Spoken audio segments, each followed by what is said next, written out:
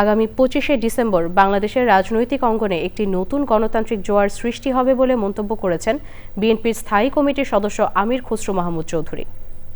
সকালে রাজধানীর কৃষিবিদ ইনস্টিটিউশন মিলনায়তনে বিএনপির দেশ গড়ার পরিকল্পনা শীর্ষক অনুষ্ঠানে তিনি বলেন, 25 তারিখ নেতার আসার দিন এবং ফেব্রুয়ারিতে নির্বাচনের জন্য প্রস্তুত সবাইকে থাকতে হবে।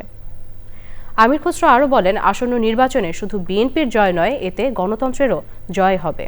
গণতন্ত্র ও অর্থনীতির সুফল দেশের প্রতিটি মানুষের কাছে পৌঁছে দিতে নেতাকর্মীদের ভূমিকা রাখার আহ্বান জানান তিনি।